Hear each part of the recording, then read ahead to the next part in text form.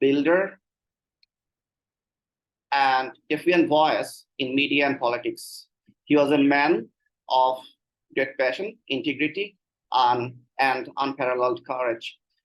But the show must go on. So welcome everyone. Welcome everyone to the launch of the special issue English Medium Instruction in the Middle East and North Africa, published in the Educational Psychology section of Frontiers in Psychology Journal. My name is Dr. Saleh Mohammad Rafi. I'm really excited to organize this launching event on behalf of the Department of English and Humanities, University of Liberal Arts, Bangladesh. I currently work as an assistant professor of applied linguistics here. The Department of English and Humanities at ULAB stands at the forefront of academic excellence in Bangladesh, boasting a distinguished faculty comprised of the finest professors in the country. Through our cutting-edge research-led student-centric initiatives, such as the Curriculum Integration Program, the Inter-University Student Conference, and cultural competition, the regularly organized international conferences, and the prestigious Scholars Program, we have firmly established ourselves as a trailblazer in the field.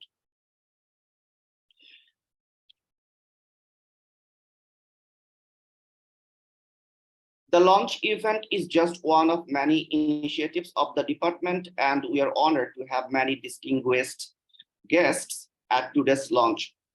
The Vice Chancellor of the University of Liberal Arts Bangladesh, Professor Imran Rahman, has graciously accepted our invitation and is with us this evening.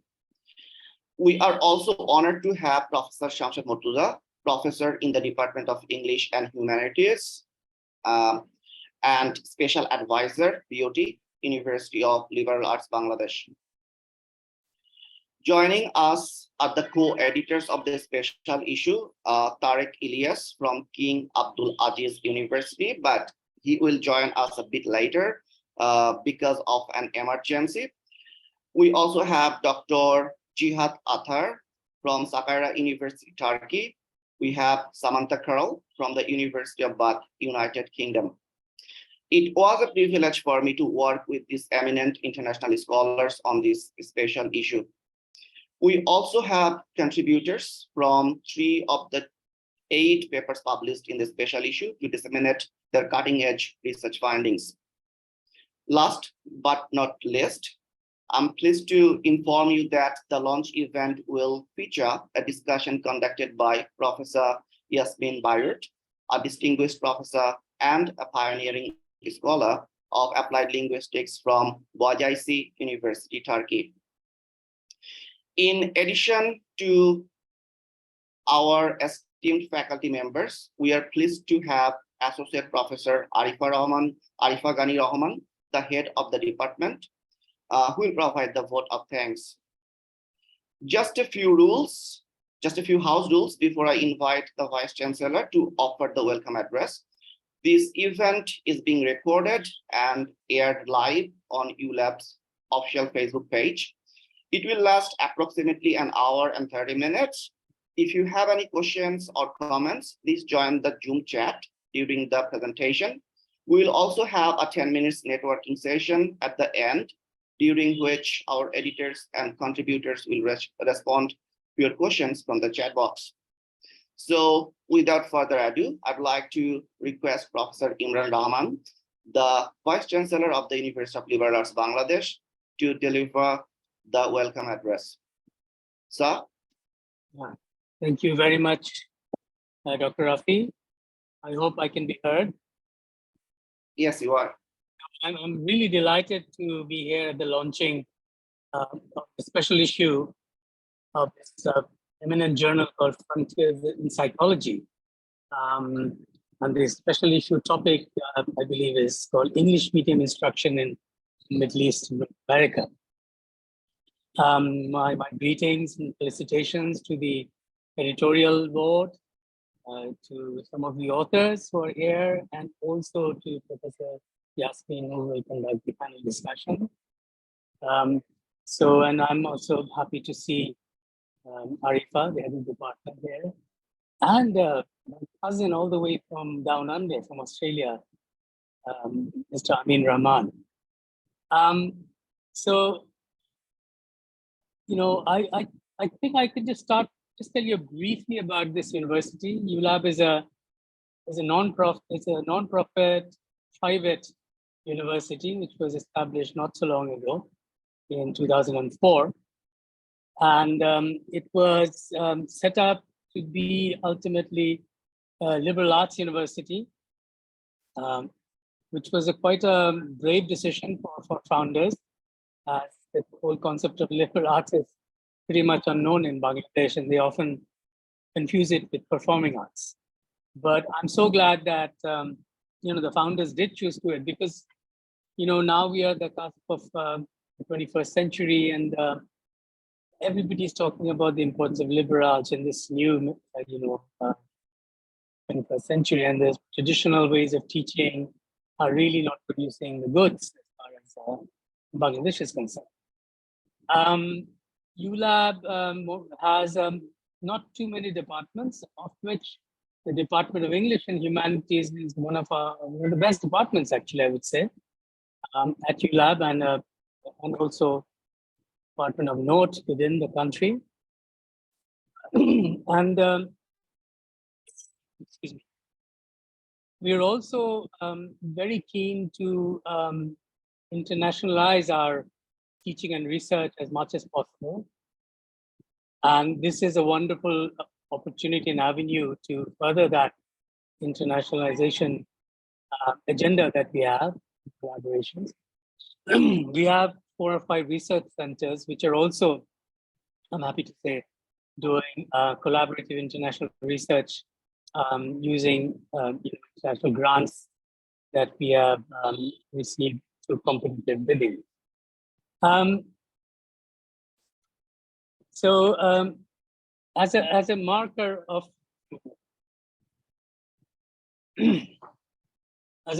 internationalization and quality education, English medium instruction has become widespread in higher educational institutions in many countries, particularly countries where English is not the native language or native tongue. And many countries, many universities appear to have no option but to offer programs in English, whether at the undergraduate or graduate levels. And private universities in Bangladesh are no exception. This is a little sort of note. Private universities started in Bangladesh in the 1992, so not that old, it's 30 years old.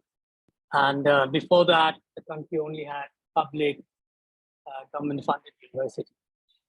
And the reason I would say the private universities started was because of the growing middle class and aspirations of young students to go to university. There wasn't enough places in public universities.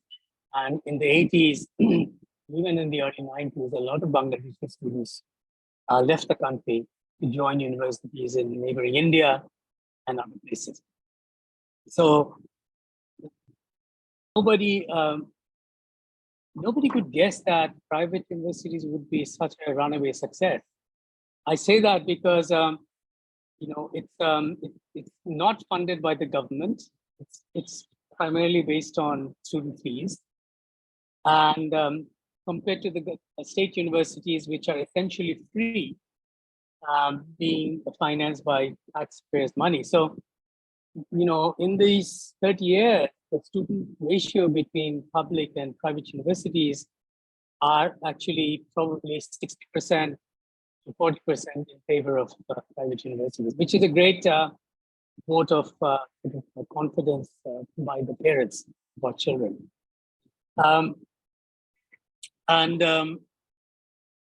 Private universities, by and large, were set up by philanthropists, private entrepreneurs, social readers, English medium. Surprisingly, all private universities are, by definition, English medium, which is a challenge because if I look at the supply chain of our students, a lot of them, in fact, most of them come from our mother tongue, which is Bengali medium education. So it is a challenge for students to suddenly come into the university undergrad and be expected to read books in English, write their assignments and exams in English, and follow lectures in English. It's a challenge that we are coping, I would say, fairly well.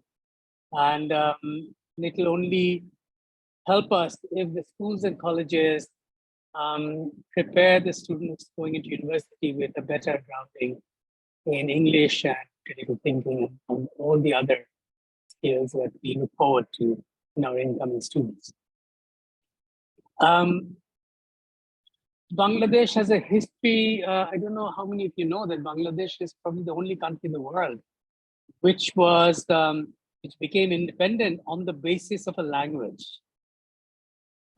Way back in the early 70s, starting from 47 to 1971, we were the eastern wing of Pakistan. We were the majority, but the western wing forced us to adopt a minority language as our language. And there was a huge hue and cry because we were the majority and we wanted to have our own language in our wing. So that ultimately, to cut the long story short, ultimately led to a war of liberation. And we finally became independent. And then in 1971, we started as an independent country against a lot of odds. One of the collateral damages happened to English medium education, because in this euphoria of the Bengali language and mother tongue, English language was looked down upon. So in 1973, just a couple of years after our independence, the government basically made English language education non-compulsory. And really, most educational institutions did not require the students to learn English as a mandatory language. And it's a political decision, and I think we are kind of paying the price of that, because now the world is global, and we are trailing, let's say, India, we're trailing Sri Lanka in terms of the percentage of young learners who are adept in English. So we are in a kind of schools, colleges are rapidly trying to ramp up the English medium instructions. And it's not easy because primarily because the teachers are not there. The whole infrastructure of English language teaching disappeared over the years. And it's not very easy to create English language teachers. I personally would love it if the government kind of had an open door policy inviting, young English teachers from, particularly English speaking countries in the world. Many of them would, I think, probably jump at the chance of teaching for 1 or 2 years in a country like Bangladesh. So we have our own challenges on this particular issue. I'm sure we'll highlight the challenges faced by the Middle East and North Africa, including Turkey and Saudi Arabia, and the other countries represented here. It'll be very interesting to compare the challenges across these 3 regions. So my congratulations to the editors. And I also want to commend our own Dr. Rafi for being one of the editors. This is a huge, feather in the cap of Rafi and of ULAB. And I hope that this is just the start of many collaborations amongst the various institutions which are going to be participating in this. So thank you very much. And I really am so happy to see this launch. But I'm sure it's going to be an excellent special issue. Thank you so much. Thank you very much, sir, for your very rich, informative, enlightening welcome address. I would also like to thank you for managing time, taking time out of your extremely busy schedule. I know how busy you are. We are really honored that you joined us and graced this launch event. So in this part of this event, we are going to hear from the editors, 3 co-editors of the special issue. As I was saying in the beginning, the lead editor, Tariq Elyas, couldn't join us due to an emergency, but if he could manage, he'll catch up anytime soon. So at this point, I'd still like to read his bio for you.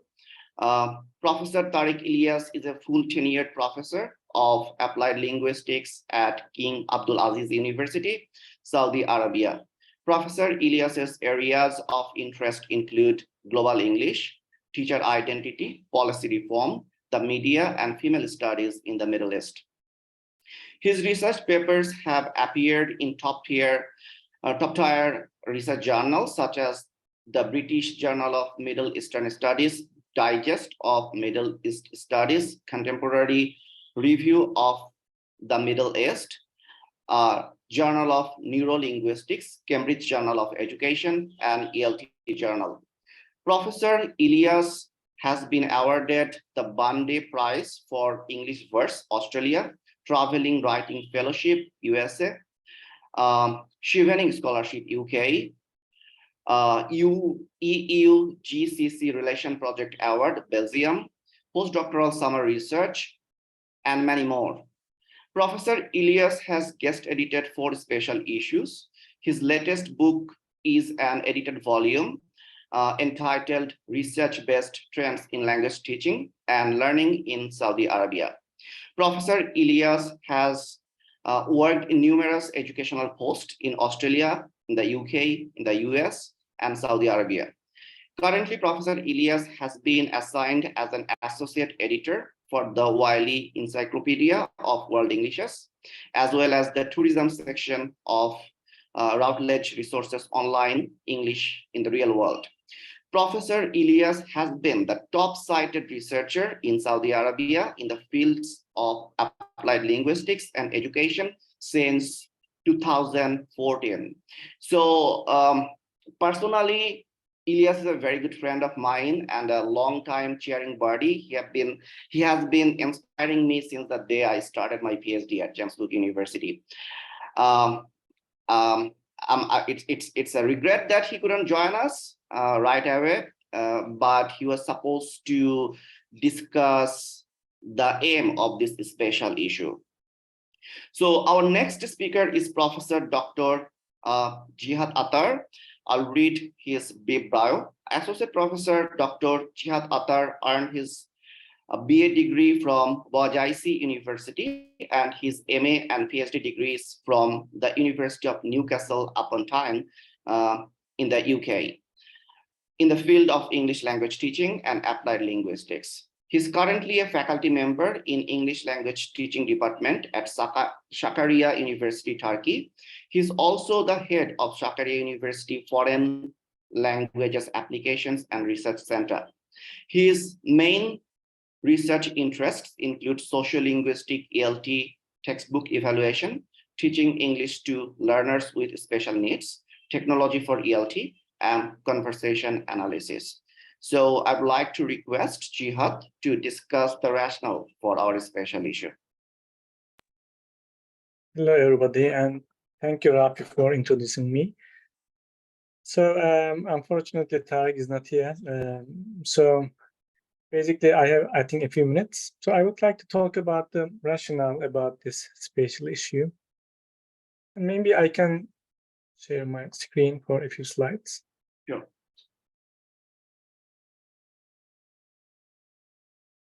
So I think one problem in EMI research in our context, so basically in Turkey and the Middle East, is everybody takes it for granted, basically. So everybody thinks that it's something beneficial up until very recently. So nobody questions it. So that was the problem. But there wasn't any research base for this. So everybody thinks it's beneficial. Everybody's happy. For example, if you have a son or a daughter, and then when they enter a university which teaches with like EMI, everybody's happy because they think that it will bring lots of benefits like occupation, I don't know, money, economic, maybe social environment. But what about the studies? So, you know, people believe in many things, but are there any studies to support this? So that was the question. And when I checked literature, so I was shocked, basically, because there are so few studies in Middle East and North Africa. So as so Makara also mentions this, like Makara et al. Almost everybody thinks that it has many benefits. But what about research? So it's very recent, and Knight also mentions this.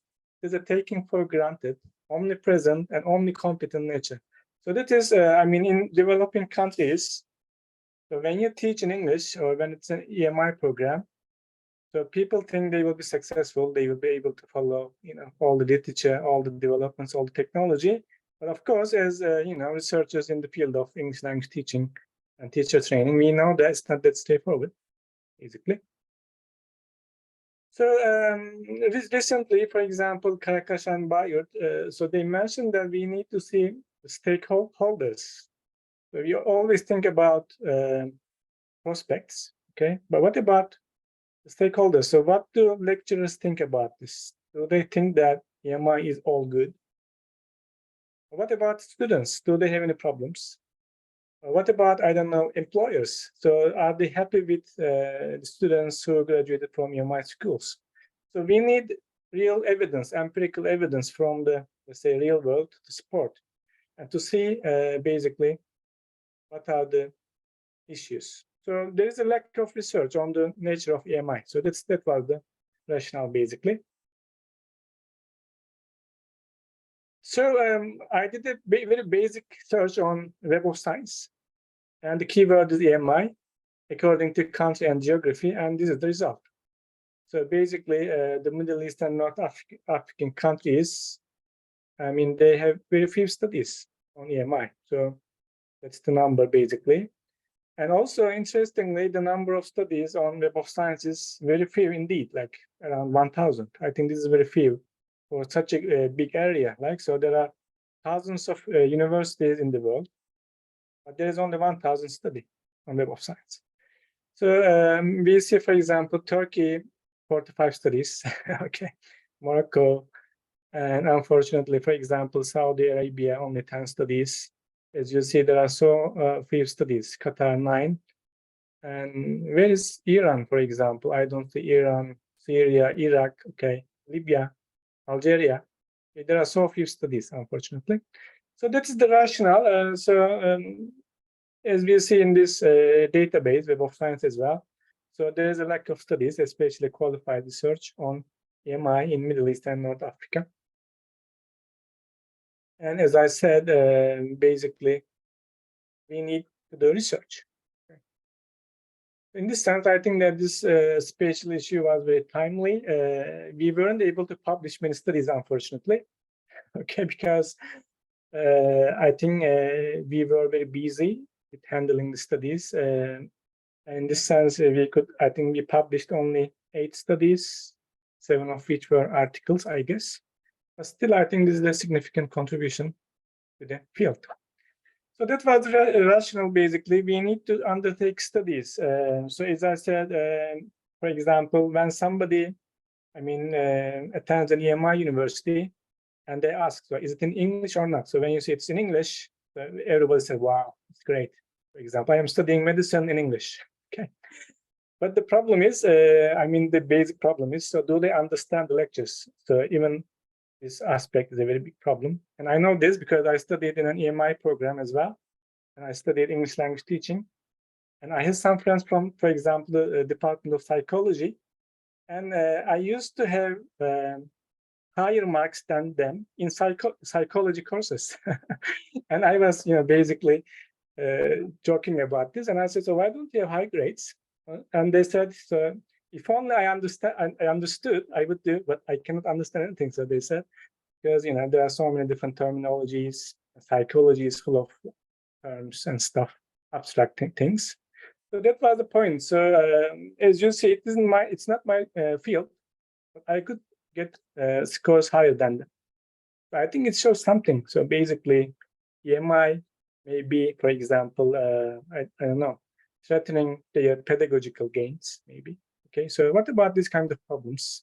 What about the lecturer's competence? So do they or can they speak English at a sufficient level? Okay, so these kind of problems are to be researched, basically. I think that's all, Rafi. So any questions or any comments?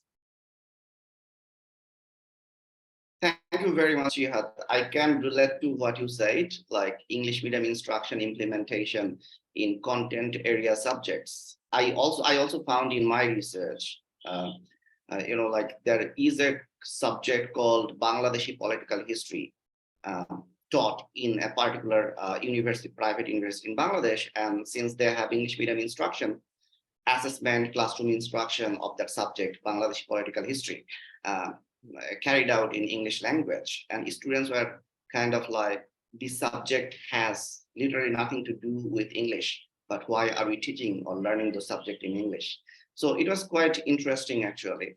Cihat, we have a networking session or question and answering session after Professor Bayyrt's panel discussion. So we are not going to take any question at the moment.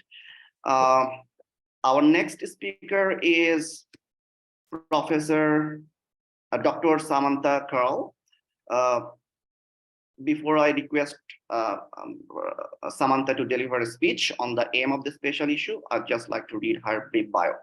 So, Dr. Samantha Curle, DPhil, FHEA, FRSA, is a reader in education, applied linguistics, director of the MA research program in advanced quantitative research methods, University of Bath, and associate member of the English medium instruction Oxford Research Group, University of Oxford.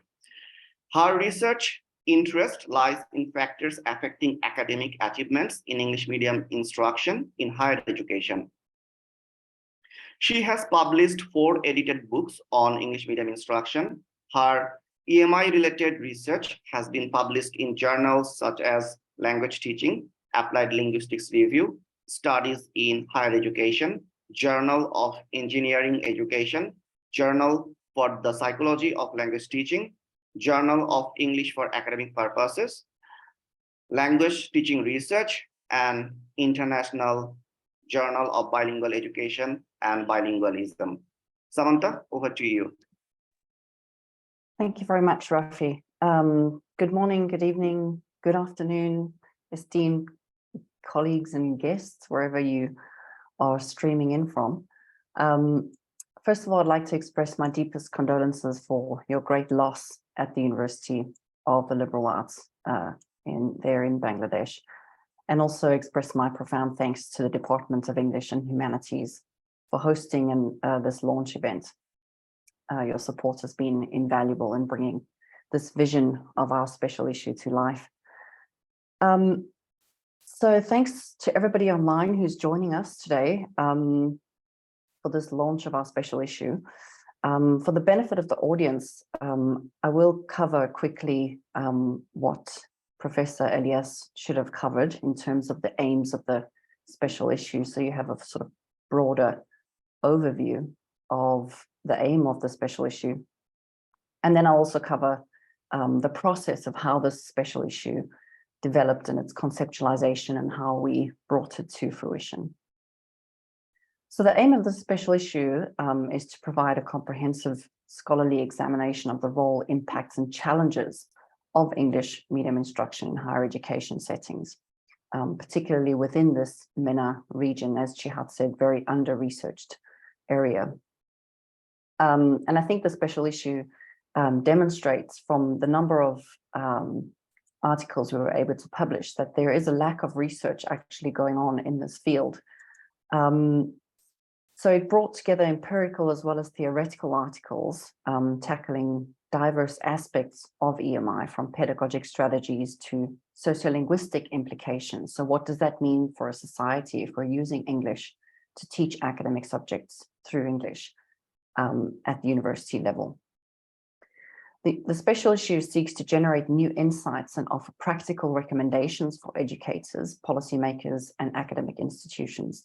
I think these stakeholders are the most affected, those who are implementing them, the educators, the policymakers. How do we make policies for our academic institutions that are using English as a medium of instruction?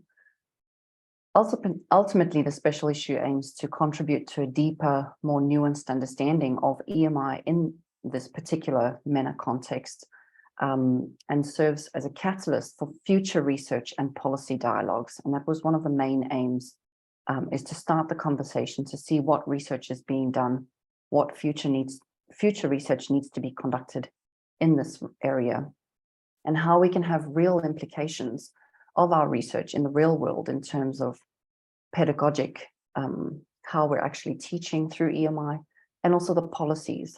And if an EMI policy is a policy that we should be adopting within the MENA region. I'll move on to the conceptualization of the special issue. So the special issue was conceived in a background of intense academic and social discussion about the role and implications of EMI in higher education, particularly within this region, as it is a melting pot of cultures, languages, academic traditions.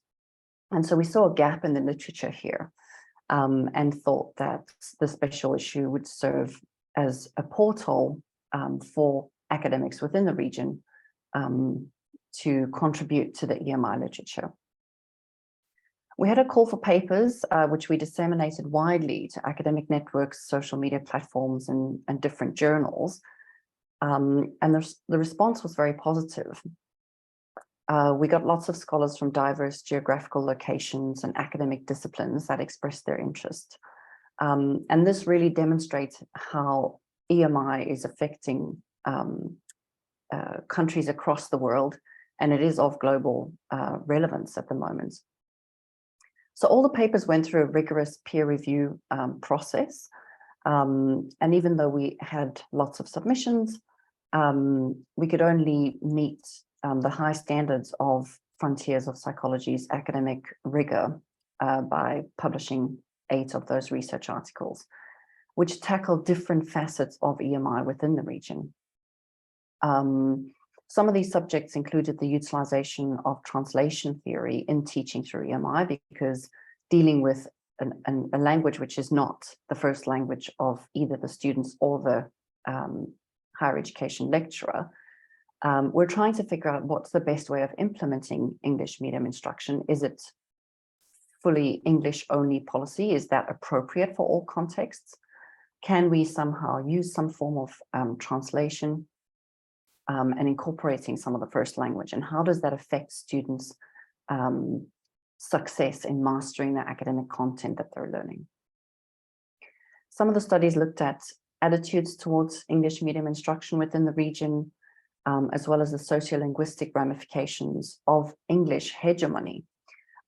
As we know, across the globe, English is a huge lingua franca, a common language that people are using. And so what does this mean for societies as we all start to communicate through the same language?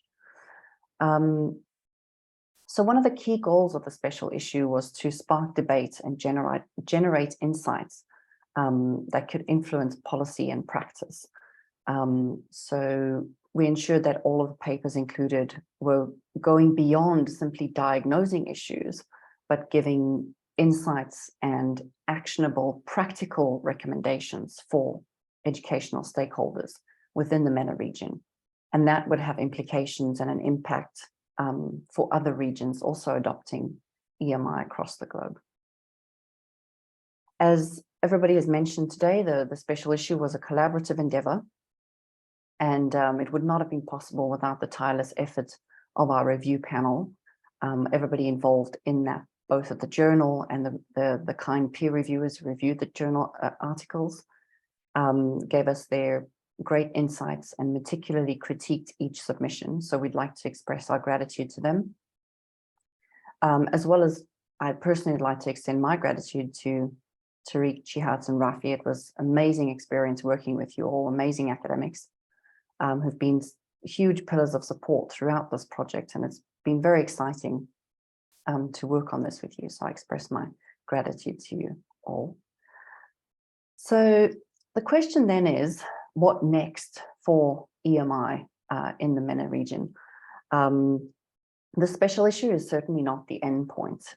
It is really a milestone in the ongoing scholarly conversation and really the starting point to show academics what the situation is in the MENA region, how EMI is affecting countries in this region. And we anticipate that this special issue will kick off more research and discussions and academic collaborations within this field. So thank you everyone for being a part of this journey. And we look forward to networking with you and discussing future collaborations as we advance our knowledge and make meaningful contributions to the world of EMI in higher education, particularly in the MENA region. Thank you so much. Thank you very much, Samantha, for your speech. Particularly, you were supposed to talk about the special issue creation, and then you covered Elyas's part as well, so beautifully. And we also learned from you a lot. One interesting thing about this special issue, when we started the project, I was a student. I was a PhD candidate. So I graduated last year, and now we've got this special issue in hand. So it was quite a long time. But we did it successfully. Thank you very much, like everybody involved. So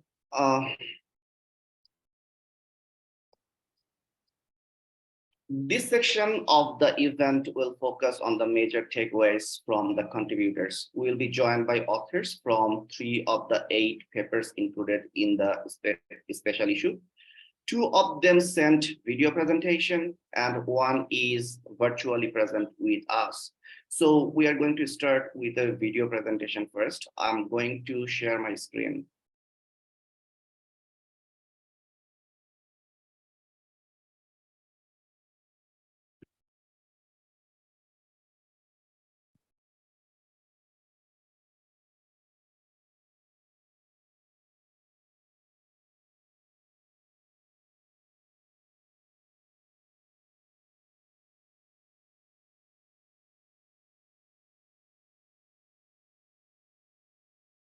So the title of this paper is Using English Medium Instruction to Teach a General Course in a College of Business and Management. And this paper was authored by Iman Warif and Mohammad Al-Rashid.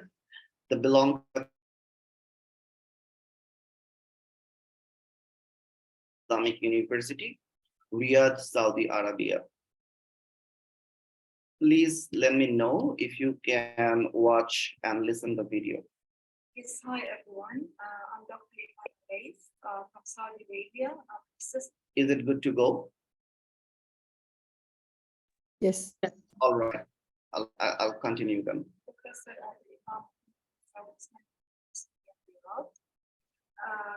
It's my pleasure to join this video, although I wanted to join in the live session or the live meeting for all. Hopefully in the future I will be able to do so.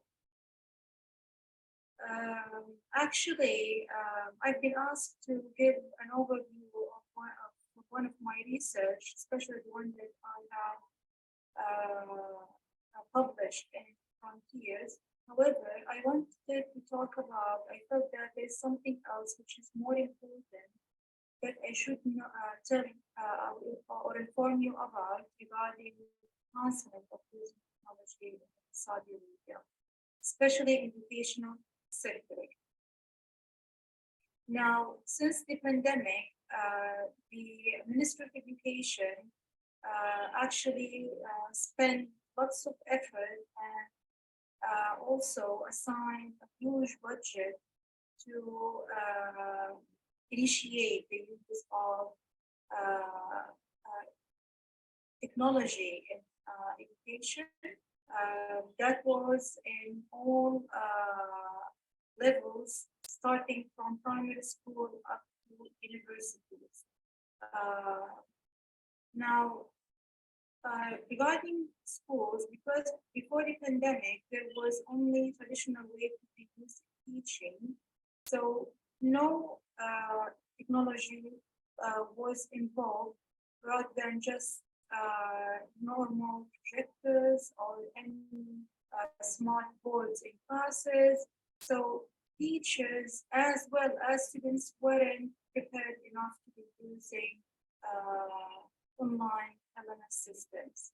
In that sense, the Ministry of Education invested lots of actually effort to help students and teachers to use the LMS system they have created, especially for that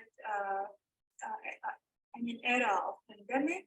And since that time up to now, that system has been used to create more of a blended learning environment in schools. Teachers were trained, the platform was created in a very actually limited period and in a very successful way. Lots of people worked together at that time of the pandemic, come up with best type of LMS system to be used and to compensate the issue of online learning through the pandemic. So the platform that was created called Madrasati, since the platform was used up to now, the Ministry of Education started to collect the idea, the opinions actually of people like the people who are using the system, like teachers and students, and based on their opinion.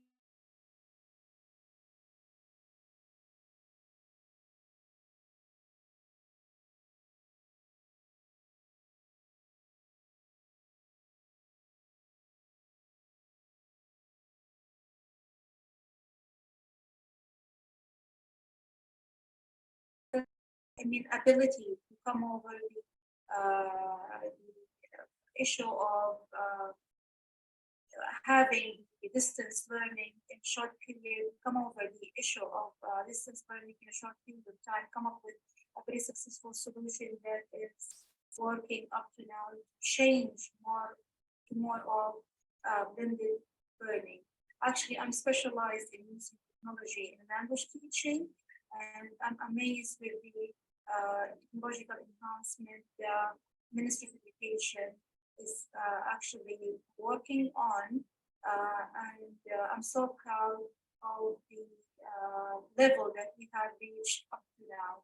And this is all following vision of 2030 that our country is looking for, which is actually digitalizing, involving IT in all sectors. And the educational sector is one of the most important ones to do that. This is just an overview of what I wanted to talk about, and our country's experience in during the pandemic and the platform that has been created only for the purpose of the pandemic, but it actually continued up to now.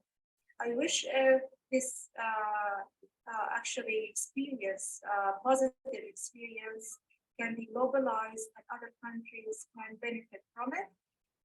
I'm so proud to be with you again here today, and thank you for listening, and hopefully to meet you in person soon. Thank you so much.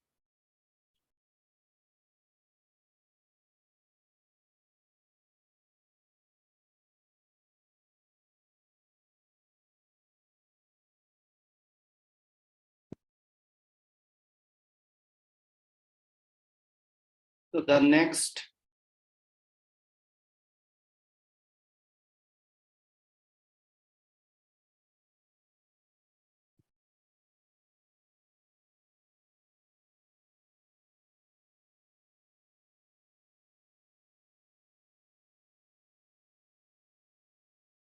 Am I audible?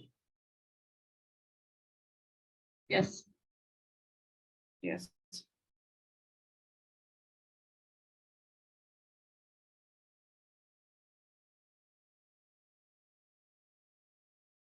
The next paper is titled The Socio-Linguistic Problems of English Medium Instruction in the Middle East and North Africa, Implications for Epistemic Access.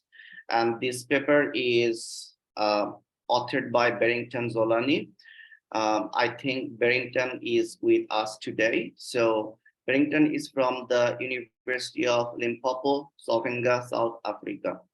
Over to you, Barrington. Thank you very much. Am I audible to everybody? Yes, you are. Excellent. I hope you are not going to kill me for not showing my face, are you? It's just because I don't have the sophisticated background that you have over there. But anyway, thank you for having me and for such a wonderful time. Without wasting your precious moment, as you have rightly introduced my contribution, which is basically a paper that gives a perspective, a particular perspective, a critical perspective. Now, Samantha, in one of her presentations, mentioned that one of the main objectives of the special issue was to spark debate. And part of sparking debate is to look at the issue of English medium instruction from as wide angles as we possibly can, looking first at the gains, the benefits, especially those who work alongside the support and the promotion of English medium instruction, but also looking at it from the perspective of the recipients. I'm coming from the global South, and the history of the English language has got a lot of mixed receptions, especially when you take English as a colonizing object in our context. So I'm looking at English and its impact now on those whose languages are not necessarily positively recipient of the English language.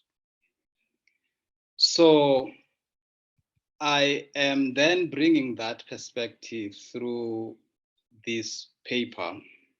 As I've said, that I'm looking at it from the perspective of a critical approach, mainly because it allows us to bring some reflexivity on the issues that we would want to interrogate, but also because it brings with it some emancipation among those who are involved in looking at the issue at hand. But also it provides dialogic perspective so that we are able to speak with each other about the issue, in this case, about English medium instruction.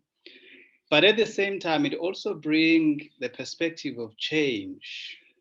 How can we disrupt the status quo, whilst at the same time looking at how we can empower those who are affected by the status quo? So my take, especially on the English medium of instruction in the Middle East and Northern Africa, looking specifically at GCC, looking at how the Western ideology has impacted that area of the world, sometimes to the extent that it might seem there is lack of critique, as if the cultural dominance of the English language is being swallowed whole without necessarily interrogating the implications in the long run that one entails. Needless to say that that cultural shift is embedded within the transmission and the utility of the English language as a medium of instruction. Not English as a language per se, but as a medium of instruction in particular.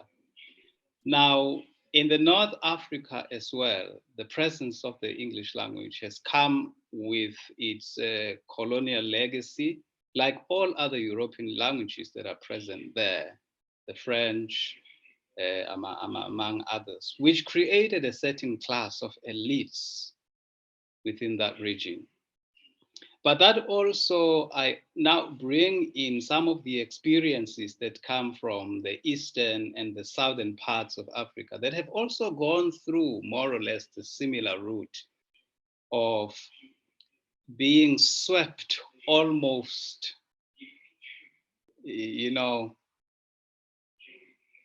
down on their feet by the power of the English language. That has, in many different ways, rendered local languages inferior and have actually relegated them to the margins, whilst at the same time elevating the English language and many other colonial languages in that context, the Portuguese, the French, as superior languages that are actually operating at the center of every human life existence. The media, the judiciary, the business, and the education sector, which is mainly the part of my concern. Now, we also know that currently we are operating in a global sphere where English is taken as a lingua franca. Needless to say that we are gathered today in the medium of English. And if I may ask Rafi to address us in his language in Bangla, it might be another story for another day. But anyway, it allows us somehow to be able to communicate with each other competently without necessarily worrying ourselves what sort of accent I'm bringing into the whole pot. I come from South Africa, obviously you can hear that I bring that sort of South African spice in my interaction, etc., etc. But also that's where the globalization part of it, where we view ourselves as as operating within a global village, and then English, we take it as a utility of bringing us together as a lingua franca. But then in the academic sphere, my argument is, whilst we tolerate, I saw in the chat someone was asking about whether there is any teaching of pronunciation in Turkey and etc., which is not something we worry so much about in English lingua franca. But when it comes to the debate on internationalization, which operates largely within the academy, my argument is that we normally zero in on the standardized form of English, which how you bring yourself across then becomes quite some high stake, because especially in academic institutions, you get elevated by how you bring yourself across, either orally, but mostly in writing as well. In assessment, how institutions get ranked globally as well is so much about how much of English is in operation there, and directly or indirectly, which results in the generation of international revenue. So the operation of English as a tool of internationalization is a very powerful one, but it's not something that should go unchallenged. The Vice Chancellor, who also commented here, did mention somehow that the greater percentage of the students that are accepted in this institution come from the background of non-English speaking, which is a problem, as he stated that way. But it might seem that it's not so much easy to escape that route, especially when we have bought into the internationalization scheme of things. So that is the argument that I'm putting forward. English, obviously, its power, its impact, its influence come also as a cultural capital which however much we might want to put that one aside, but obviously it does promote the cultural aspect of the English society in one way or the other. But also from its historical presence, it comes also as a language of conquering obviously the local languages and etc. What are the implications of that then, especially when we are operating within the sphere of higher education? We operate because we are in the game of knowledge construction, knowledge dissemination. And our students, our academics are always grappling about accessing the latest form of knowledge.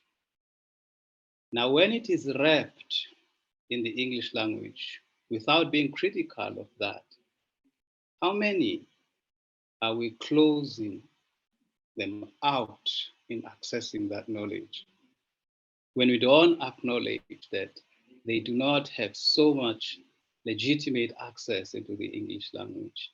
And then because of not interrogating English as a medium of instruction, there is implication that we are possibly blocking many from accessing knowledge. Yeah, that's the long and short of it before I get into 20 minutes. Thank you very much, Rafi.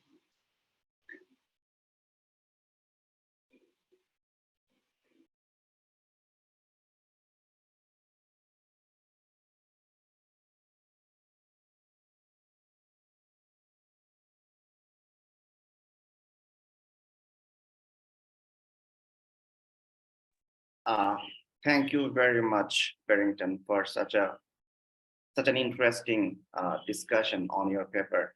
And we'll definitely invite you in like a single webinar someday to hear the full story in relation to the Bangla language equivalence, right?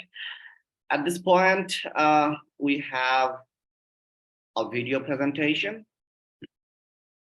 from Mahabuba, Raksandero, and Jehera that belong to Shei Gakun University and Zakaria Razi Bazar Research Center, Shiraj, Iran.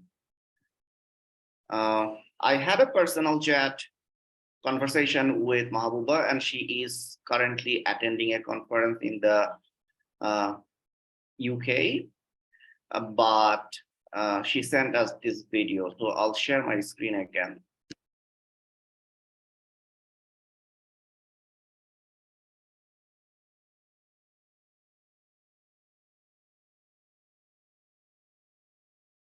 Hello, everyone. Thank you so much for listening to my presentation today. I'm going to talk about the paper that I co-authored with my sister and co-presenter, Zahra Rakhshandaru. My name is Mahbub Rakhshandaru, and our paper was entitled The Attitude of Iranian Students and Instructors Toward Implementing EMI through VE or Virtual Exchange. I would like to briefly introduce myself first. My educational background is all in Iran until I graduated from my bachelor's from the University of Tehran, Iranian or Persian language, literature, and linguistics. And then I moved to Japan when I was 22, and I completed my master's and PhD in international education at Osaka University. And I'm now based in Japan, Hyogo. I've lived in Japan for about 13 years now. And about my exposure to virtual exchange or COIL, I would say that it was when I was a student at Osaka University and I was doing TA RA work there. But actually, I started using it when I started working after graduation from my PhD at Kansai University, which is the first university that officially started employing COIL, Collaborative Online International Learning, in Japan. among all Japanese universities. Even though currently there are so many Japanese universities that are officially implementing COIL, especially after the pandemic, the number has increased a lot. And I've also done faculty development or FD program, and currently I'm doing COIL in my classes at Kansai Gakuin University, and I'm an associate lecturer. About my research briefly, I'm interested in two broad areas. One of them is internationalization of higher education, and in particular EMI, COIL, partnership, policy and support mechanisms, and faculty development. And for the other one is in English native speakerism. I'm interested in my future identity or agency as a so-called non-native English speaker, and Japanese students' attitude toward their own English, ownership of English, their agency, and also their instructors at identity as a native or non-native English speaker. About our study, the main research question was about the perceptions of Iranian students and instructors about the benefits and drawbacks of implementing EMI through VE in Iran. Students' responses were basically very positive. The previous study, the Rafi et al., showed that EMI in Iran is serving mainly English-speaking international students, and this study showed that it can possibly target domestic students as well, because a lot of them, they showed a very positive attitude toward EMI. Especially in deprived areas, a lot of students showed, interest in EMI through VE because they can have access to it. And they mentioned that they can improve their English proficiency skills. The collaborative pedagogies, they can help them develop their autonomy, and they can expand their horizon and advance global competences. On the other hand, students showed that even though access was a huge benefit for students through VE, they can have access to EMI, but the VPN in Iran is required for some applications and websites such as Zoom. It has its own limitations, and at times the inadequate internet connection can cause some problems. Their students, they had this perceived inadequacy of English proficiency, which was in line with the previous studies. Unfamiliarity with EMI and VE was another issue, and concern about the lack of support from the university and insufficient number of English-speaking instructors.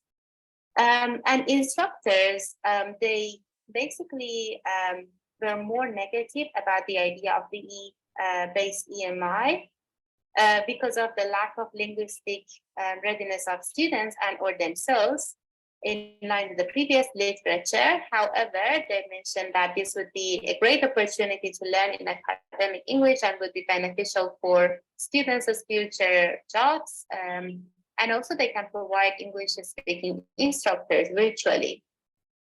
And both the students and instructors mentioned that if institutions provide a systematic support, including opportunities for professional development, VE through EMI can provide a lot of opportunities for students and also instructors. Thank you so much for listening to my short presentation. You can find me on ResearchGate and LinkedIn, and I'm looking forward to hearing from you. Arigatou gozaimashita. Kheli mamnoon.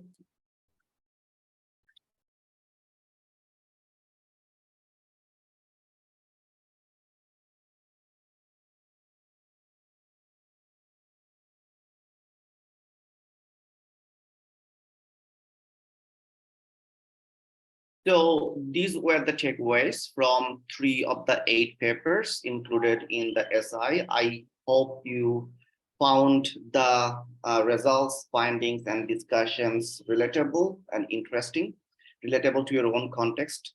Those should, give you some food for thoughts for new studies in your own contexts. At this point, I would like to request Professor Yasemin Bayyurt from Boaziçi University, Turkey, to deliver her panel discussion. Before that, I'd like to read Professor Bayyurt's brief bio. Yasemin Bayyurt, a distinguished professor of applied linguistics at Boaziçi University, Istanbul, Turkey.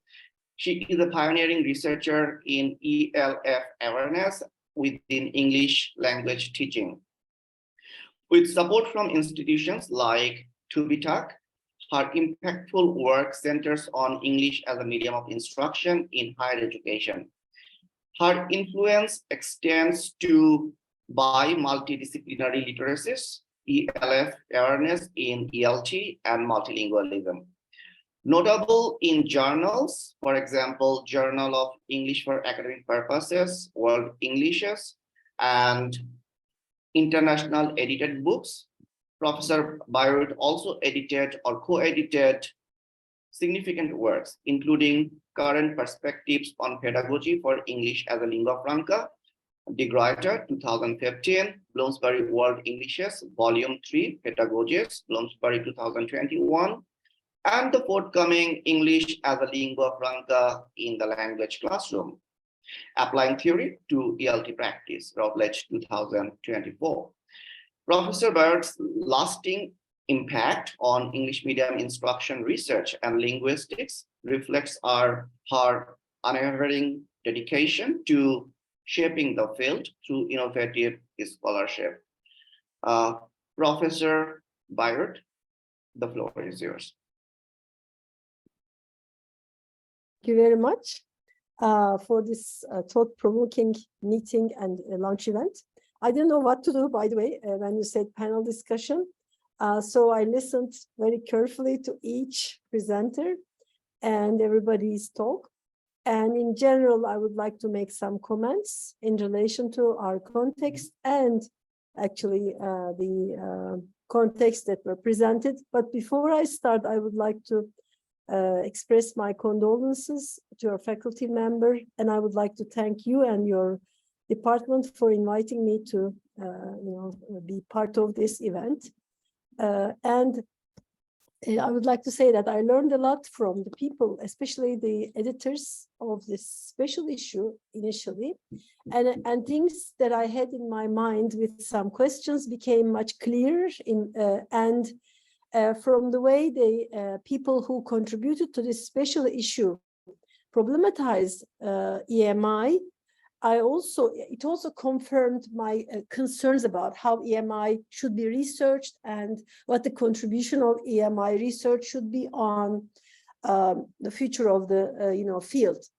I can easily say that yes, there are, as Samantha already indicated, there are different ways of doing research on EMI contexts. Sociolinguistics, from a sociolinguistic perspective too, it ranges from a sociolinguistic perspective to actually its actual implementation in schools. And as one of the colleagues who presented, I just missed his name, about his context of South Africa and English medium instruction there, it also has a different, again, political and colonial perspective. So when we are in fact dealing with this, especially in an EFL context like Turkey, it becomes even more complicated, because then we read about all this literature, and then we read about other literature, and we try to align our research with what's really happening in the world. But in most of the cases, people do not really delve into the topic from their contextual way, contextual perspective in most of the cases, because you need to start from the best knowledge you have about the context, and this context is your context. So the example of the Iranian paper, for example, comes from Iranian students' perspectives on EMI in their context. So again, it is all of us, even if we are spread around the world, our context is most familiar for us, okay, to start from. So I think the best actually starting point will be your context and how EMI is implemented in your context. and its history, of course. And I'm, again, in recent years, I've become a true believer of historical knowledge, giving some kind of guidance in the present research or future research. So we need to really have a look at the history of that language in that context. For example, Turkish is, the example of the Turkish context is something very interesting to do research on, because we actually had EMI without calling it EMI, or we actually had CLIL without calling it CLIL about 50 years ago in Turkey, okay, in Turkey. So this actually is something, again, we need to, as researchers, we need to take into consideration when we are doing our research. So I liked, for example, Cihat's explanation of why it was necessary to do such a special issue based on MENA, because it is, you know, as we don't know much about it, as Samantha also underlined. So we need more research to be done in this field, more qualified research, of course.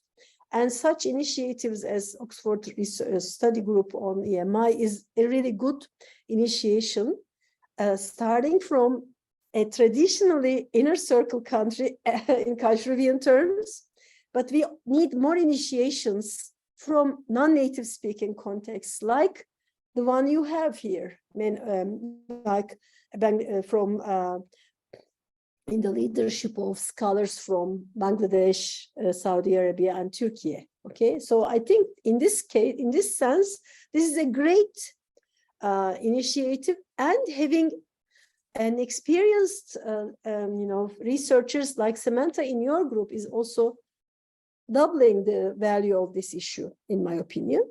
So I would really like to, for example, talk about merits of doing this research. And there's another issue that I want to underline, which actually I realized last March when I was in a AAAL conference in the States while presenting my students' PhD work actually there. McKinley was there in the audience, and he brought into our attention what is missing in the field, which is actually going into the classrooms and seeing what's really happening in the EMI context, other than, you know, going beyond what must be the ideal, or analyzing policies and looking at implementations at the planning level and or sociolinguistic level, and then going beyond and going into the classroom and checking what's really happening. At the moment, for example, we are doing nationwide project together with Middle East Technical University, Boaziçi, Kadir Has, and some other, Bayyurt and some other universities in Turkey, EMI universities. We are looking at classroom discourse. What's really happening? Translanguaging and classroom discourse in the classes, in the EMI classes. So this is actually kind of research we will be needing from the MENA region as well. But at the moment, as I understand, since there is lack of research, it has to start from the initial phases of the EMI field. Like, I understand that, because we need to first understand the context and policies and implementations and the perspectives of students and teachers, stakeholders mainly. So in this respect, I value again once more the existence of such a special issue, and I hope to read more about more contexts. And obviously, as all the speakers highlighted, it's important to have collaborative research here. I also believe in the merits of collaboration and learning from each other. And again, from our South African, I'm sorry, I missed your name, South African presenter said actually that people that might have a negative attitude towards English or other colonial languages. I agree. So another thing that we need to bring into the attention of these people, if we will insist on the EMI universities and their merits in the context, we need to really bring into people's attention that English is a global language and it has no connection with actually the kind of history they have in their minds actually. So this will take time, in my opinion, as we all discussed in my previous papers, and recently, as I am a true believer of I mean, we don't even talk like a native speaker of English anymore. Who is a native speaker of English? I mean, how can we decide? How can we define? And it's very difficult, I mean, to define that. So therefore, as long as we are intelligible, as long as we are presentable, we can really be advocates of EMI. And because as I think you said, or Cihat said, I'm not sure, because English represents a different reality for especially the new generation's lives, okay? So it's, in fact, they're opening whole world. So since all the publications, all channels, etc., are in English, every channel has every international channel has an English actually version. So when I look at a new university website, for example, I immediately switch to, doesn't it have an English version, for example? So over there, I don't have any kind of political stance in my mind for choosing English. I choose it because I understand English. I can read and write in English. You see, so, but that also allows me to understand about your university's webpage, that when it is written in your local language, I can't understand, but I can read it in English. So these are all, whether it is, whatever English it is not important for me. The important thing is for me to understand. Actually, with Karakash, that Cihat cited the paper, we were looking at, for example, Boaziçi University's web page, my university. Over there, we have seen some inconsistency in use of English on different web pages we had. Like in one, we had English, British English, and in the other one, we had American English, and it was written on the top, on the website's link, American English or British English. So this also showed that people are not really paying attention to the way they write, but it was intelligible, right, to all of us. Although we would prefer to have a standard way. Doesn't matter whether it's standard English or not, but at least one standard, following one standard, for example, spelling, okay, or grammatical rules. So instead of reading and getting confused, it would be much better. So anyway, so these could be, these could continue to survive like this, and people could still understand when they read it. But when you start analyzing it, what is significant for you in EMI research? So you need to maybe decide this in order to continue to dig into this area. But as I said, especially in under-researched areas, it's important to start from what was done before and follow the steps and then localize it maybe. And this local information is very valuable from a research point of view. I just want to stop here actually, because if you let me, I will talk the whole day and then I won't stop. Thank you very much for giving me this opportunity to express my opinions about this meeting, this actually launch of event, and I congratulate all the editors and yourselves and the authors for this initiation. And I'm looking forward to reading more about these chapters and reading this special issue. It's a pity. I don't want to miss it if I don't. So I will read it actually very happily. Thank you. Thank you so much, Professor Bayyurt, for your insightful input. In fact, this is what we expected when we meant panel discussion. This is what we are looking for. A very critical reflection, as well as providing future direction. And I also believe that localizing English will help the learners to learn English in a more effective ways. We put so much pressure when we expect our student to speak in a particular standard, particular accent, and we also assign certain kind of prestige to those standard and accents, right? So yeah, localizing English is probably a way to remove any kind of anxiety in terms of learning the language and using it in real life context. So I personally benefited from your reflection. Mm-hmm. And this leads to us to our networking session or question and answering session. I can see a couple of questions already posted in the chat box. Mm-hmm. So there is, the first question is from Harun Karas. So in the context of English medium instruction in the Middle East and North Africa, are the instructors required to have critical language awareness, or are the students given an explicit course to be required to be equipped with such a critical perspective?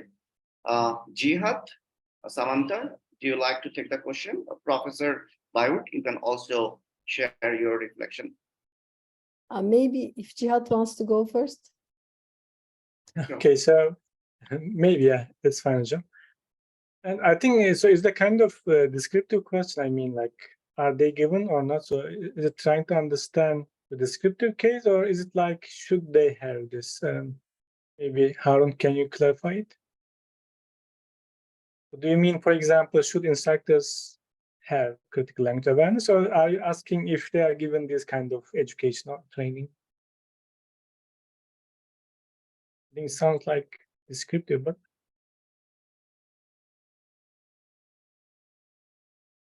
Harun, would you like to elaborate your question a bit, or is it possible to unmute Harun so that he can pose the question? Harun said, in fact, He says both. It's both, he says so. I think, I mean, as far as I see in the literature, usually the lecturers in AMI, I mean, they are not required. I mean, of course, they need some kind of English proficiency, for example, in Turkey. So, for example, to work at an EMI university, you need some, let's say, scores from some exams. But what about pedagogy? So that's a kind of question, I think.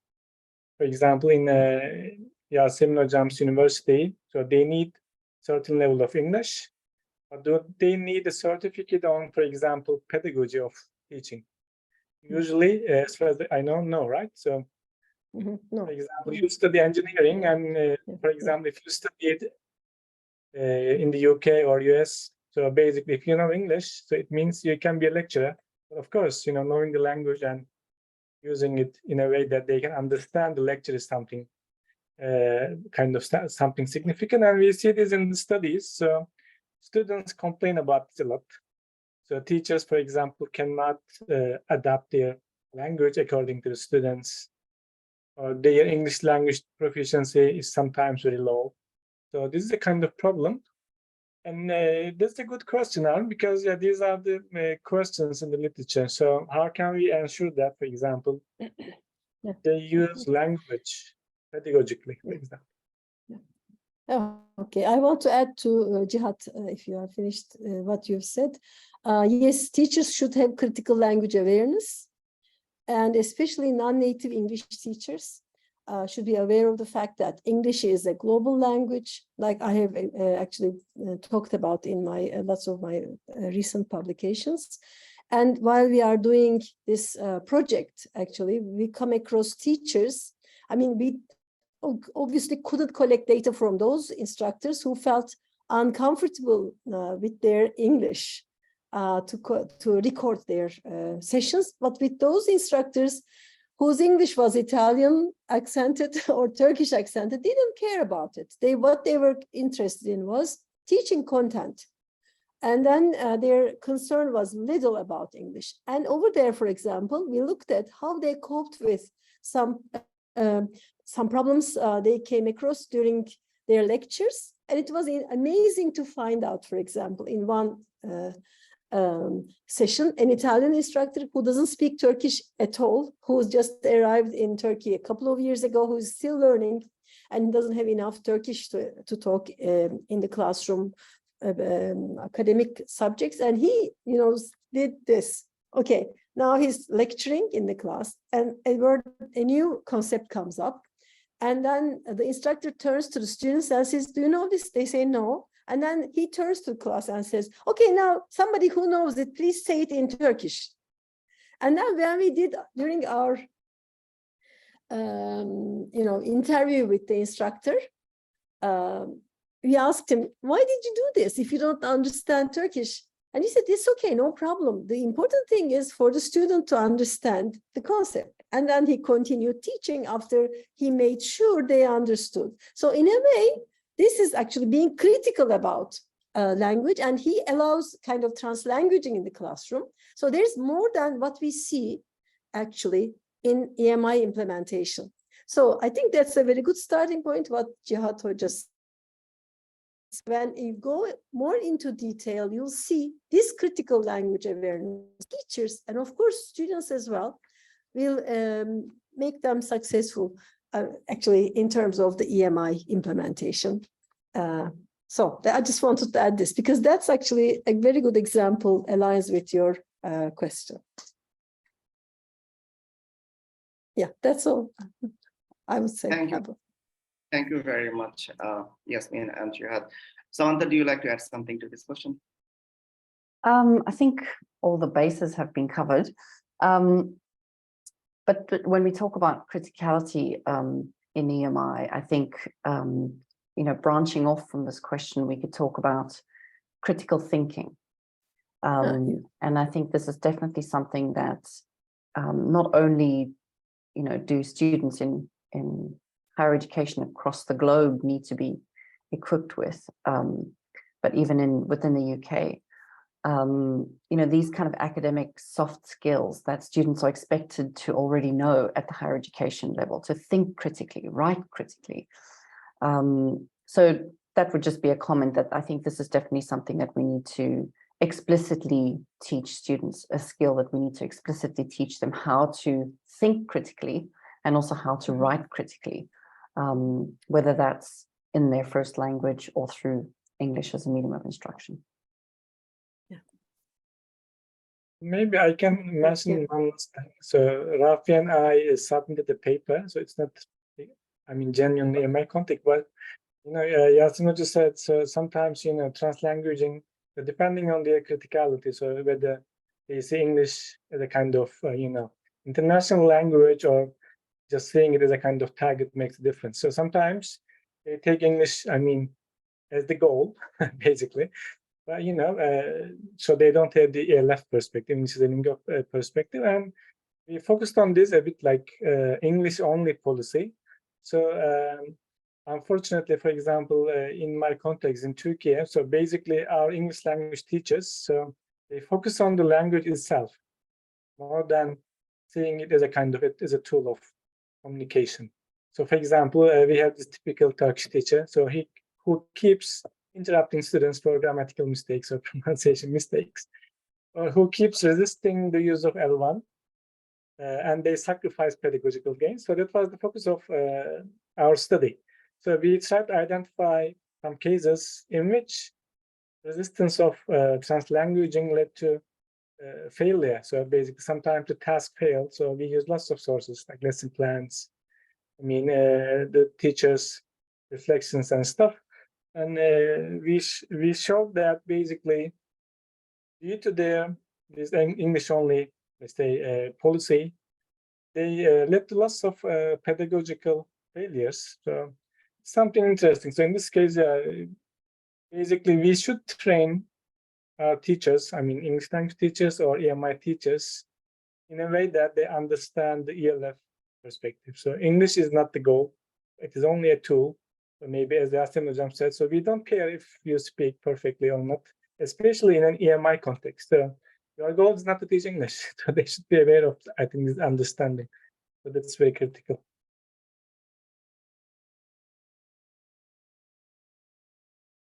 Thank you very much. So we have another question specifically for Professor Bayyurt, and that is from Dr. Aliyamir.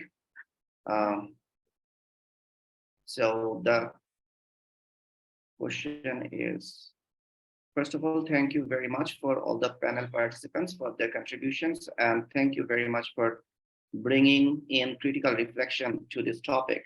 My question is how to incorporate the cutting edge research, in your opinion, into the EMI universities?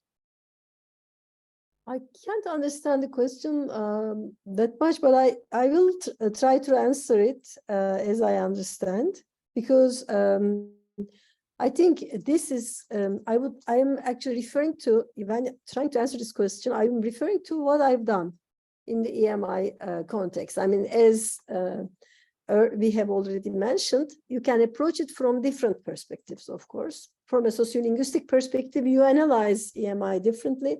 From a pedagogical perspective, you analyze it differently. And from a linguistic perspective, you analyze it differently. My recent research on EMI universities, okay, maybe Alia used to, you want, yeah, Alia, your hand. Yes, Alia, can we hear? Post Alia. Okay, yeah. Maybe she explained here. Huh? Okay. Anyway, shall I first answer and then maybe get your question? Because when at the moment, when I approach EMI from what I'm doing right now, I am involved in their literacies group, or a group of people, a cost action project. We have, I don't know how many countries, quite a large group of people in the project. And we are, especially in my group, I am one of the leaders. We have Eastern European contexts, and I am responsible for stakeholders working group, okay? So where, in fact, in the other working groups, they're researching K-12, and in my group, I'm the issue from the literacies perspective. How do we actually explain electrical engineering as a field of study to our students through English? Because when we talk about CLIL, we are talking about instruction through a second language, okay, and an additional language with the EMI contexts, okay? So over there, we are looking at it from instructor SLA perspective. How are they learning? How is learning actually happening? How do people learn actually an educational perspective as well, like general educational theories, learning theories come into place. But in the meantime, as a sociolinguist and also an EMI research, I'm also looking at it from the policies level. What do people do? How do people approach it? And I see kind of an inconsistency of this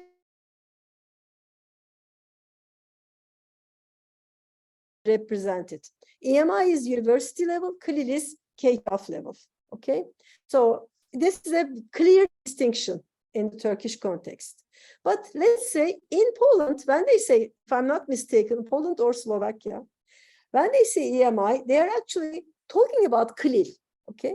So when you look at CLIL, you are looking at, again, right, I'm instructing in another language, in an additional language. So I am teaching mathematics and sciences in English at secondary level or at primary level. So there are some actually conceptual and terminological problems when you see its implementation across different contexts. That's why I emphasize in my first, in the beginning of my talk, context is very important.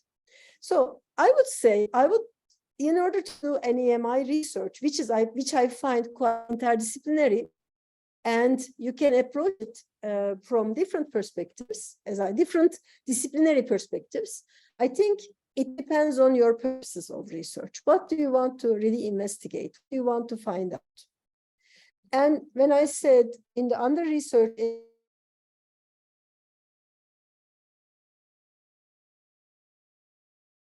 example again from my cost project. Now, normally, clearly is a kind of fashionable pedagogical instructional approach in Europe at the moment. So one of the Eastern European countries, all of them are, now it's a fashion, all the countries are implementing policies to implement CLIL in K-12, okay? So one country, and those people in my group are discussing the fact that it's so difficult because the government decides, and then all of a sudden you have to have CLIL implementation, but nobody's ready for it. Not the teachers are not ready, instructors are not ready, and CLIL conceptualization is different there. Mathematics has to be taught in English, like that. Some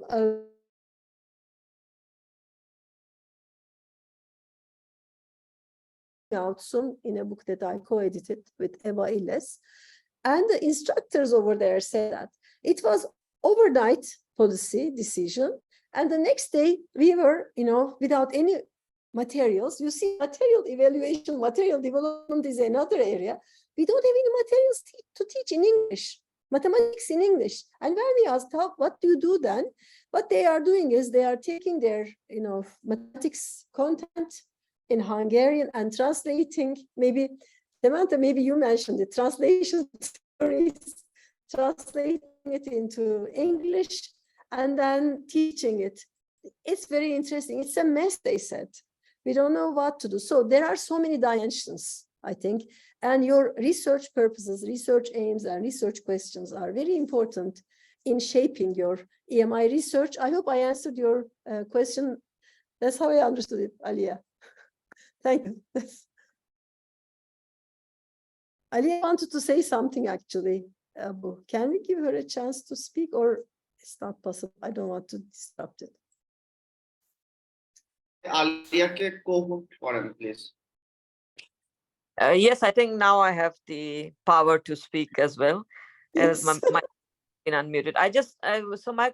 You have elaborated on all the important issues of EMI by answering my question.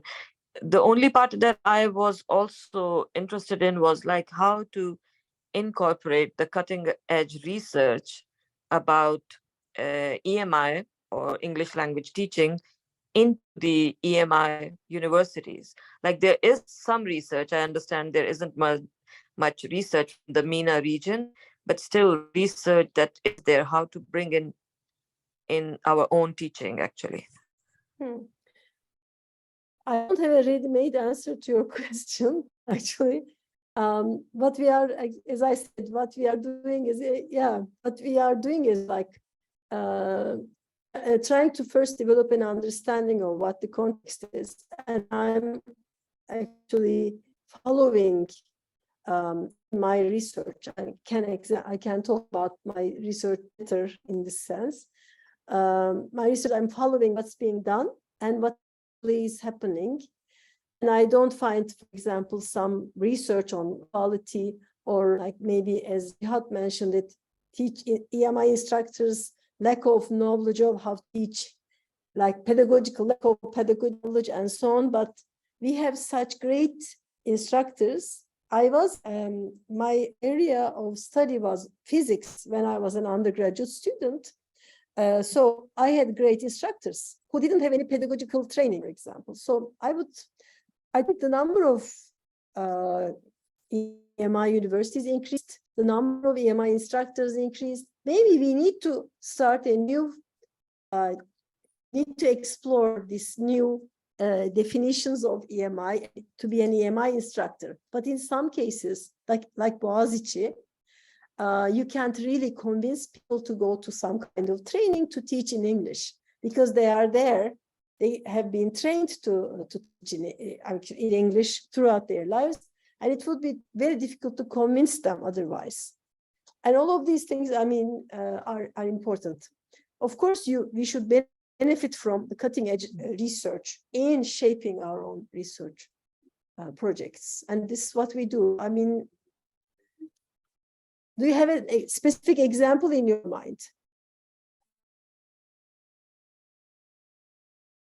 No, not actually, not a specific example, but I mean, there is a lot of, for instance, research from conversation analysis, discourse analysis, of course. or so many other aspects of research as well, classroom practices.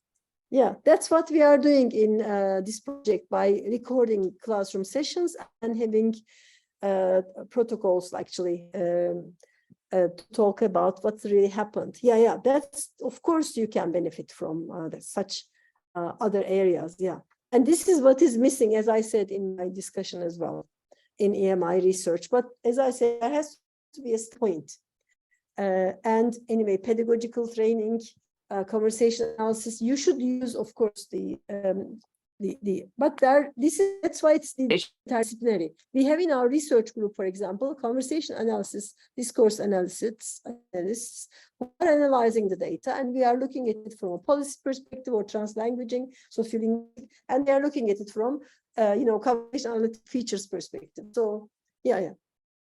Now I understand. Yes, of course. My answer is yes. Okay. Yeah. There are so many different levels, as you said, Yasemin. So there's policy level, the government, and then managerial, like the rectors and others, and then the level, so they themselves. So they should have in-service, something like in-service teacher training. And the bottom level, I think, for example, personally, I mean, what I can do is basically training teachers, basically. Try to, for example, implement some conversation analytical training sessions to my pre-service teachers. I try to increase their critical awareness, for example, as one of the participants said. And secondly, for example, I recognize that, so how can we, so this is a good question, like Elyas' question, so how can we implement this into actual teaching?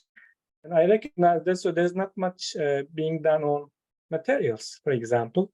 So, okay, we talk about policies, teacher training, how to do this, but what about materials? So are they in line with the EMI or sociolinguistic perspectives? And indeed, we tried to develop a simple checklist.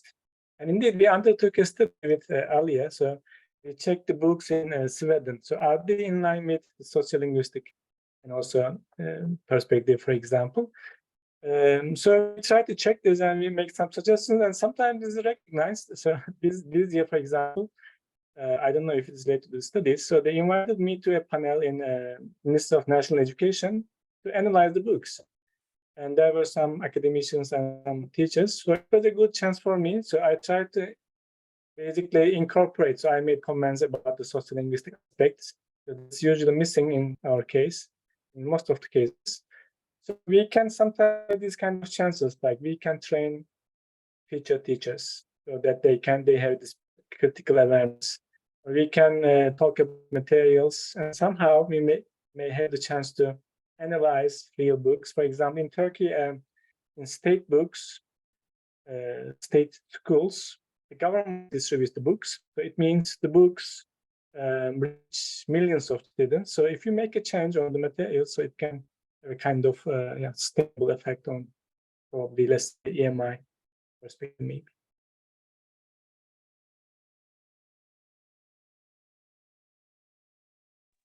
Thank you very much. Thank you, Cihat, and thank you, Dr. Yasemin.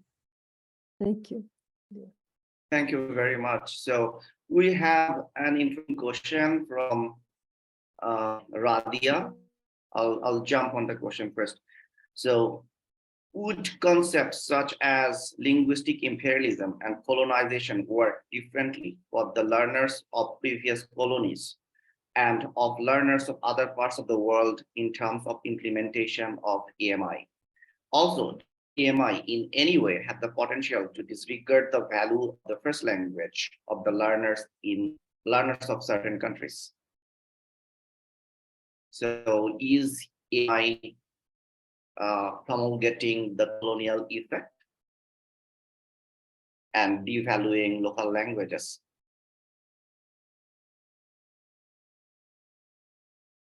Okay, that's a very good question as well. That again comes back to, I'm insisting on localizing it. When I say localizing it, for example, Turkey is an EFL context. We don't have any colonial history. So when you look at, for example, EMI research or English language teaching research in Turkey, you don't come across such reactions.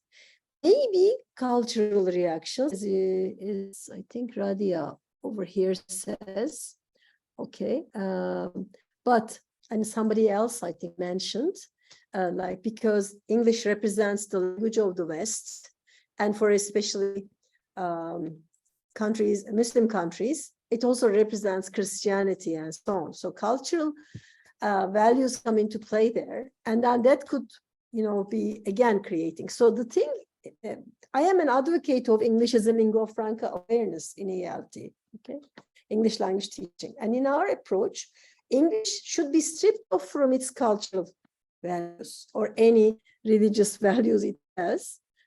And it should be seen as a way of, as kind of future of communication channels that are open for, kind of a world peace, understanding of people's cultures, etc. So it could be a good way of expressing ourselves to the outer world and trying to establish an understanding of other cultures and being told an understanding of traditions, religion, other cultural values, etc. of other cultures. So colonization I know is at the heart of English, like in some other European languages. And from my background on world English literature, I can see that it also has some traces on people's lives and their first languages, making them feel not valued. Okay, their first language is not much valued because of English dominance. So this is a very difficult time, actually, while developing understanding of all this and then seeing it in the lingua franca and globalization, etc. You still have colonization over there, sitting in the middle of some people's, lives, and all of this can be for us difficult to understand because we don't have any colonial past.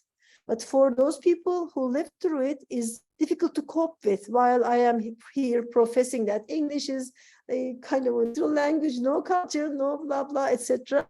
So I can't have a ready-made answer for your question, but I would say that it will take time to, strip your mindsets out of this colonial past and then see it as a neutral language.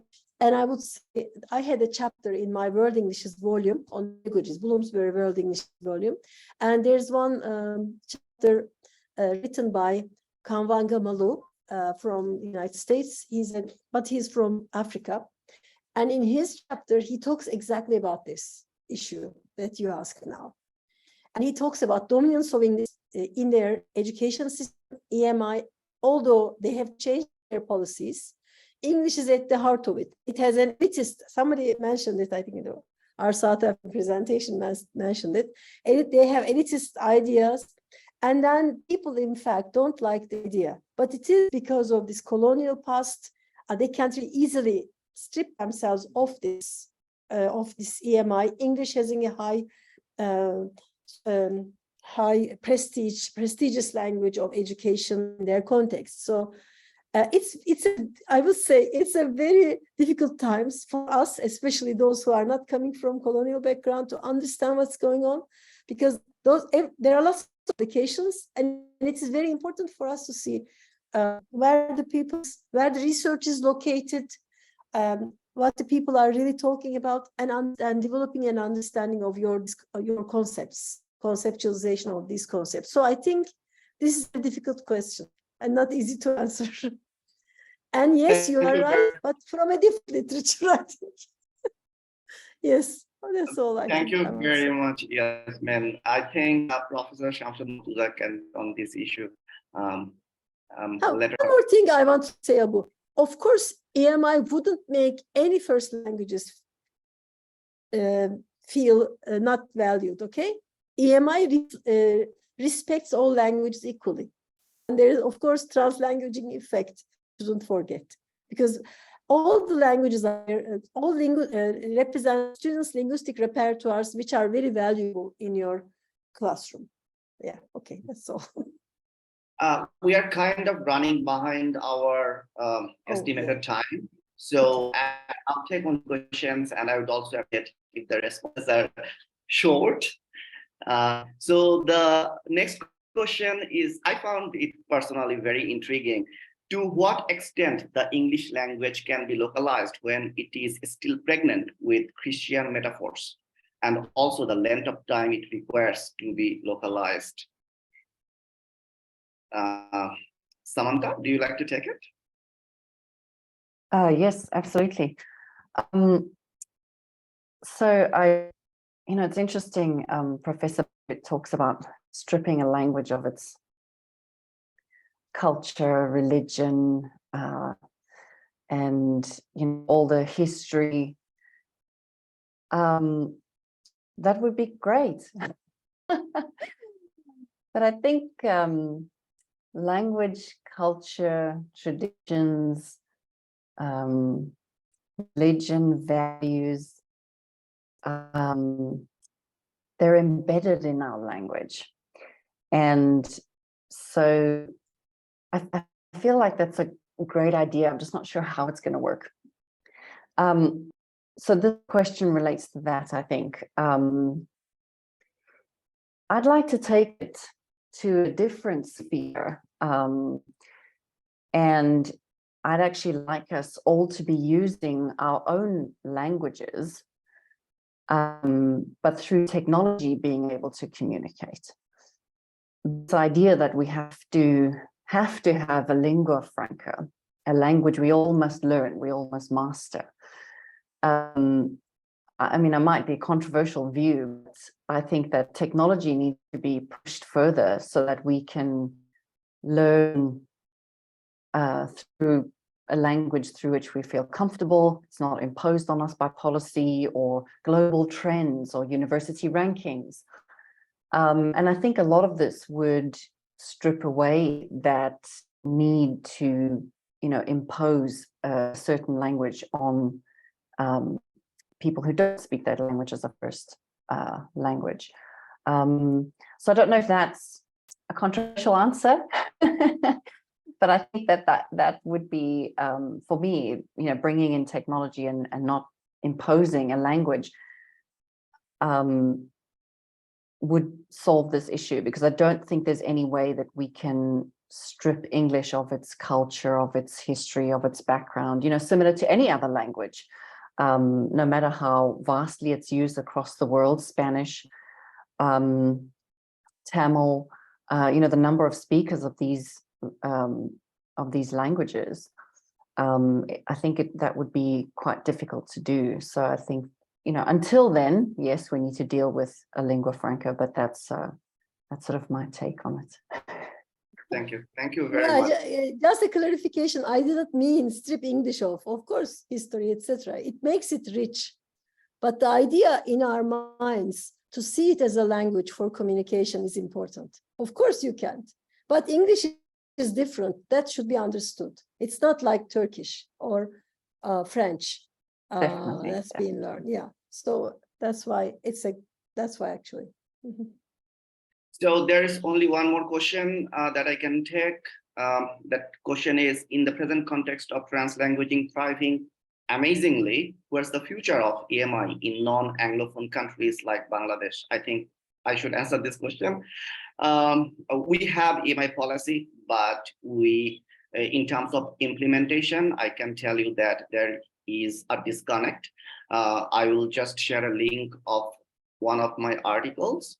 So it's a large scale study comprising approximately 400 participants, 4 universities. So it showed like among 8 teacher participants, 7 translanguaged despite the EMI policy in place. So what I think that we need to engage our policymakers to, the reality, the linguistic realities of our classroom. So yeah.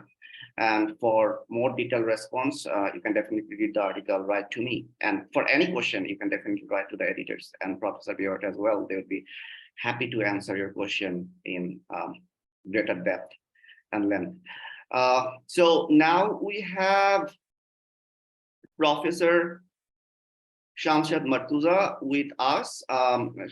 Professor Shamshad Murtuza is a professor in the Department of English and Humanities, as well as special advisor to the Board of Trustees, University of Liberal Arts, Bangladesh. I would like to request Professor Shamshad Murtuza sir to deliver the closing remarks. Thank you, Rafi. Thank you so much. And thank you, Frontiers in Psychology, for this wonderful volume. And I had another program and I joined in late, but this has been a fascinating discussion. And whatever discourse you had created is amazing and very topical, and it's about time we discuss this issue of EMI with a critical lens. And I particularly liked the last bit where Dr. Samantha and Dr. Yasemin was talking about language being neutral or not. Can we actually have a neutral language?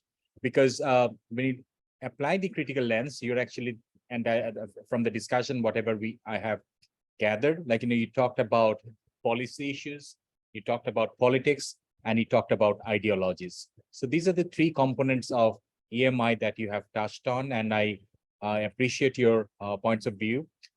For us, like, so Bangladesh, so Bangla is the 5th largest, language, and still, like, so we don't think that we have the presence of Bangla, or, so the attention it deserves. Like, when you hear about French or Spanish, like, compared to other languages, so if it is a 5th ranked language, so it does not get that attention. And when you talk about value-laden language, English as a value-laden language, so, so the metaphor, the Christian metaphor that was mentioned in one of the questions, so I just kept, I just kept on thinking that, of course, like Dr. Samantha gave us a very utopian version that maybe, like, technology is a solution down the road. But now that the Chinese are learning English, I don't think, like, it's going to happen anytime soon. If you have asked me this, like, or if you have given this suggestion 20 years back, I would have said that yes, like, we need to learn coding. Everyone should learn coding. But I went to Shanghai just this month, like, earlier this month, and I was impressed by the level of English, and the language acquisition that has taken place. Like, it's amazing. So what I'm just, trying to think aloud here. So I'm not an expert because my background is literature, but I wear 2 hats. So I am with the University of Liberal Arts as a special advisor, but my parent organization is University of Dhaka, where I'm in charge of the international office, right? So I'm a professor of English, but, they have given me the additional role of the director of international office. And we get international students who keep on complaining that in their classroom, so because there's so few in numbers, not like, so like in Turkey, so the experiences that we have just heard, so we just have, like, 2 or 3 international students, and the teachers are not willing to compromise their instruction, so medium of instruction for the sake of 2 or 3 students. So they would simply say that, why don't you learn Bangla, right? And I do not have time for you to, like, summarize the entire lecture for you. All the notices are in Bangla, so they had to, like, take screenshot, seek help from their friends or Google Translate. So all the correspondences at a public university is in Bangla. Now the situation is different at ULAB, where the medium of instruction is English. So in the same country, like, we have 2 parallel systems at work. So the public system is very ideology oriented because it's very nationalist oriented. So the state university, so the idea is that, okay, so Bangla is our mother tongue, we fought for it, we gave blood for it, and the official policy is Bangla only. So why should we bother to give room to another language? So the issues of policy comes in, politics comes in, ideology comes in. So I'm really glad that, you opened up that space. So you opened up that frontier, so just to pun, use a pun on your journal title. So this is a very important discussion, and I think we need to keep this discussion alive. But I would agree with Dr. Samantha by saying that instead of simply stripping English of its value-laden ideas, we need to supply English with more local words, local ideas. And, that's happening all over the world. And that's, like, one of the undercurrent that I have received from the discussion so far, localization of English. And I think English will be enriched. And I think Dr. Yasemin also mentioned this, that, English will be enriched by the exposure to different cultures. So stripping it off should not be a solution. So the more, exposure that we give to language, the more enriched we will be as human being, and we will have a better understanding. And without better understanding, we cannot have a sustainable future. Thank you so much for your all important work. So thank you, dear editors, for this special volume. So thank you, Dr. Rafi, for connecting us with this, international journal. And this has been an eye-opener for us and a huge step for a small university like, ULAB. I'm sure our partnership will, continue. And I look forward to having more collective ventures in the future. Thank you so much. Thank you very much. So now I'd like to request Associate Professor Arifa Goni Rahman to deliver the vote of thanks. Thank you so much, Rafi. After such an enlightening and rich discussion, this is going to sound very mundane, but it is essential to thank everyone who's been involved. But before I do that, I would like to congratulate all the editors of this wonderful journal for being here tonight and joining in for this special launch event. I want to congratulate Rafi for arranging this event and taking care of all the logistics and everything, and of course contributing to this journal as an editor. It makes me proud to have him as my colleague at ULAB. I'd like to also express my gratitude to our Vice Chancellor, Professor Imran Rahman, who joined us earlier this evening and discussed various issues of using English as a medium of instruction, and of course to Professor Shamshad Murtaza, who has just given us, despite being a little late, but he has, I think, given us great insight from his experiences at the international office and from his different associations with people all over the world. And would also at this point also like to thank the colleagues and the students who have joined in and stayed despite being quite late at night here. So thank you all of you for being here. Many thanks to our IT officers who are also taking care of all the technical details behind and ensuring the smooth broadcast of this event. And like just to echo Dr. Murtaza, I hope that this continues, and I look forward to more collaborations and perhaps someday having you in person at ULAB. Thank you so much. Thank you very much, Arifa Madam. Before we conclude to this session, I would like to invite you to another launch event for a special issue of critical inquiry in language studies, which we have planned for November 2023. So this special issue I co-edited with Dr. Zhongfeng Tian, Assistant Professor at Rutgers University, Professor Liu Wei, Dean of the Faculty of Education at University College London, Professor Kathleen Hill of the University of South Australia, and other leading scholars of trans-language scholarship are expected to join us. We hope you'll join us as well. Goodbye until then. Have a good rest of your evening. Thank you. Thank you very much. Thank you so much. Thank you, everyone. Thank you. Bye-bye. Thank you. Have Bye. a nice evening. Bye-bye. Thank you. Bye. Bye. Thank you.